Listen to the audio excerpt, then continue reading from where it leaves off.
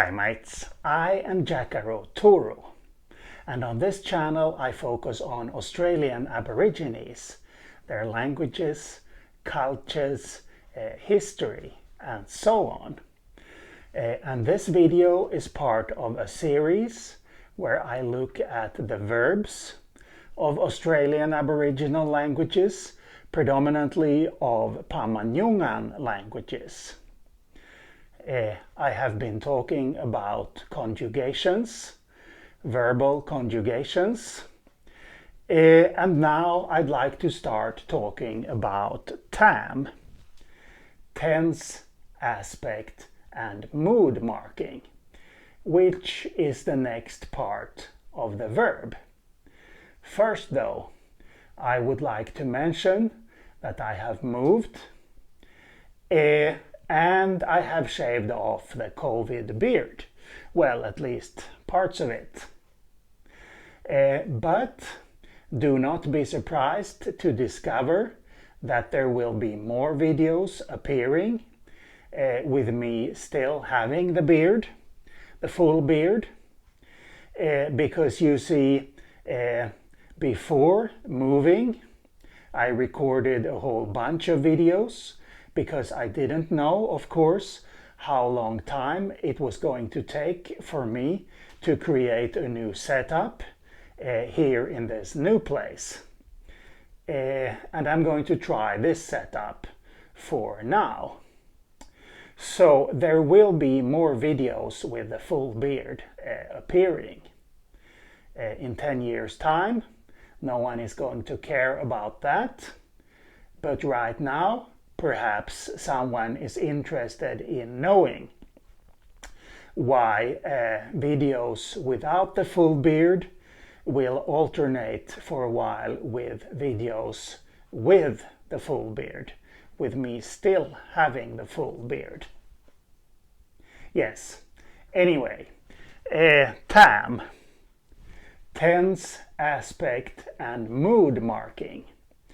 This is something that most languages mark on verbs, but how many tense, aspect and mood categories there are, that varies wildly in languages in general and in Australia, which I will show here, where we have two extreme cases. Two Pama-Nyungan languages, one from easternmost Australia, the Cape York Peninsula, and one from westernmost Australia. But first, tense, aspect and mood. What is that? Well, tense markers locate the events or event described in time in relation to some other point in time, most frequently the speech situation. So that is what is called absolute tenses. When it comes to aspect, Comrie, in his classical work from 1976, defined aspect in the following way: different ways of viewing the internal temporal constituency of a situation. Those who have studied Spanish will be familiar with pretérito imperfecto and pretérito indefinido, which are two categories that combine a past tense, the past tense, with aspectual information. And in fact, this is very common in languages in general, for them to combine tense and aspect. We have the exact same thing going on here in the Panyjima language. So perfective aspect, used for things that are finished. Imperfective aspect, used for things that are stretched out in time. So pretérito indefinido and pretérito imperfecto in Spanish. In Panyjima, we have the exact same distinction being made then, and here these distinctions are called past and continuous past, respectively. Yes, tense aspect, and then we have mood, which could be defined, modal markers could be defined as markers of the status of a proposition. That perhaps doesn't tell us very much. But there are two main categories here. So there is the epistemic modality, which marks the speaker's judgment of the factual status of what he or she is saying. We have a couple of such categories here in Panyjima: speculative and anticipatory. I will get back to them in a short while. And then the other main type of modality is deontic modality, pertaining to the kind of compulsion necessary for an event to take place. Yes.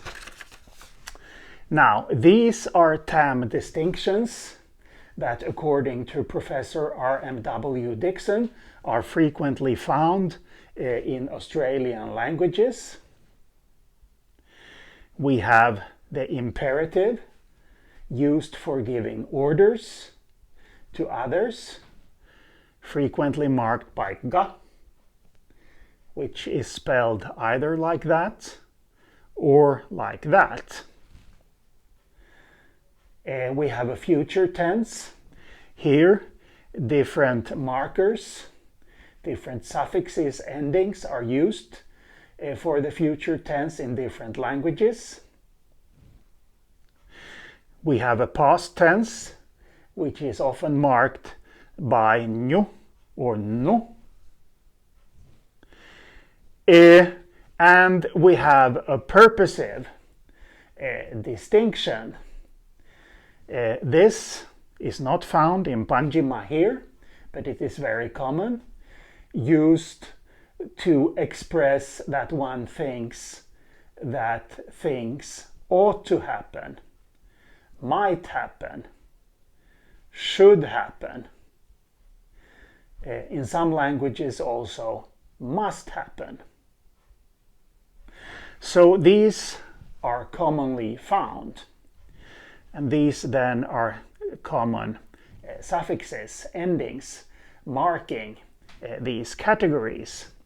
There is only a smaller group of languages in which future tense and imperative fall together, so that you use the same endings to mark both future tense and for imperatives when giving orders. Yes, when it comes to verbs, the Australian languages and the Pama-Nyungan languages differ much more from each other than when it comes to nominals, nouns and nominal grammar. So the differences are much bigger here, and this is something that goes for languages in general. For some reason, verbal grammar develops much more quickly than nominal grammar, grammar pertaining to nouns and noun phrases. And we have two extreme examples then here. Two Pama-Nyungan languages, one from the Cape York Peninsula, Wik-Ngathan, and one from westernmost Australia, Panyjima. Here we only have two TAM categories marked on the verb. So we have realis, which is used to express that something is factual. Something is happening, has happened, or will happen. And we have irrealis, used to express uncertainty, that something might happen, that it is intended to happen. Irrealis is also used to mark imperative mood. So when giving orders. And like in other languages that have a little tense aspect and mood marking on the verb, there are temporal qualifiers and aspectual particles being used. So temporal qualifiers like jimang, yesterday, and ondan, post wet season. In this part of Australia, there is a wet season that is very wet. It starts in early December usually and goes on for a few months. So it's definitely relevant to talk about before, during, and after the wet season. And we have aspectual particles like kan, perfective aspect, marking that something is finished.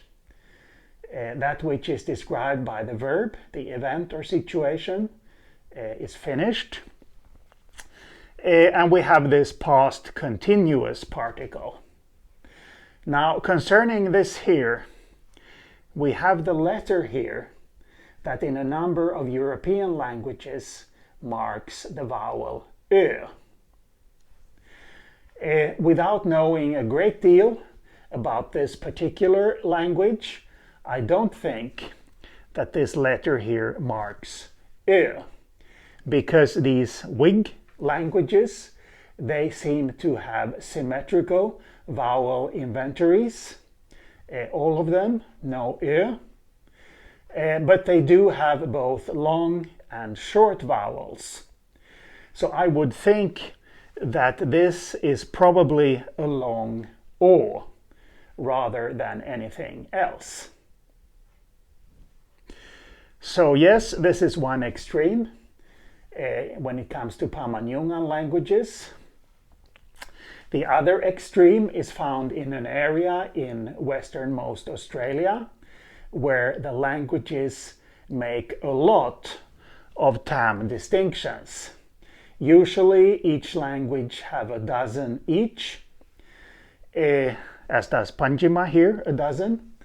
But as I will show in the next video, where I'm going to focus on this particular area in Australia, these languages don't necessarily have the same 12 distinctions. There are lots of different TAM distinctions being made in these languages, which is very interesting and also somewhat confusing, at least if you're trying to learn more than one language. So here we have the present tense and the future tense. We have these two past categories, which, as I said, are the same as pretérito imperfecto and pretérito indefinido in Spanish. We have a tense-independent habitual category, so a pure aspectual category. We have these two deontic categories, speculative, used when speculating about what might happen, what could happen, and anticipatory, which is used to express that the speaker is certain that what the verb describes will in fact happen. These languages have counterfactual or contrafactual categories. Actually, a number of them have more than one, which I will also show in the next video. These are used in negative statements. So when you negate the verb. We have the imperative and the hortative, which are both used when giving orders. But here it is relevant what kind of force to use to make sure that an event will happen. The imperative is definitely stronger. The hortative is used for milder commands and suggestions. And as it so happens, Panyjima belongs to a small group of languages, contiguous languages in this part of Australia, which have developed consistent nominative accusative case marking, which Pama-Nyungan languages generally do not have, as I have explained and discussed previously. So they also have a couple of passive categories. Passive verbal distinctions, usually occurring in languages that have nominative accusative case marking or that have had nominative accusative case marking. Yes, but this will be all for today. But as you know by now, I will be back. So, see you later.